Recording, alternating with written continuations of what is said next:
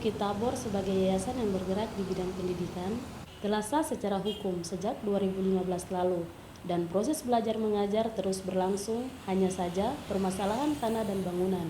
Untuk itu, dari pihak Yayasan Bukit Tabor melakukan pemindahan sementara proses belajar mengajar sebagai wujud patuh terhadap hukum karena amar putusan pengadilan tanah dan bangunan sekolah Moria saat ini bukan lagi milik Yayasan Bukit Tabor.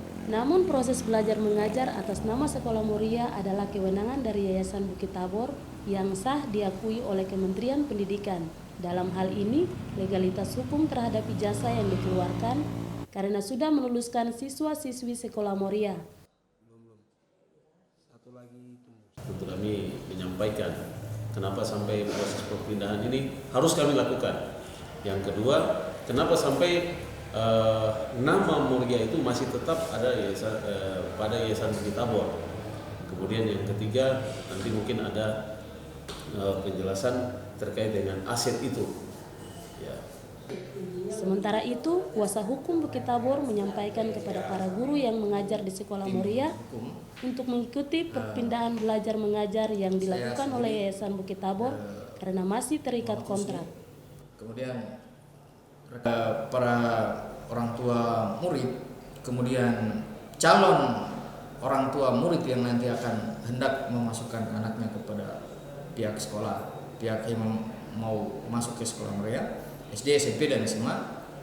Ya, dari kami secara hukum kami sampaikan bahwa ketika Yayasan Moria pihak sekolah tahapan tatap muka belajar mengajarnya sudah dipindahkan ke kampus Victory, tidak lagi di atas tanah objek itu, maka persoalannya tidak ada lagi, sudah selesai. Justru ketika masih berada aktivitas belajar mengajar di atas itu kan bukan tanah milik kita, justru masih bertetap di situ, justru itu yang bermasalah.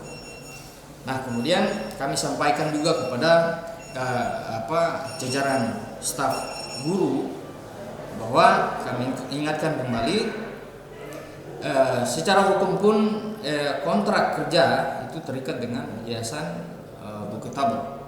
Nah, ketika kontrak ini tidak terlaksana sebagaimana mestinya, itu ada konsekuensi hukumnya juga.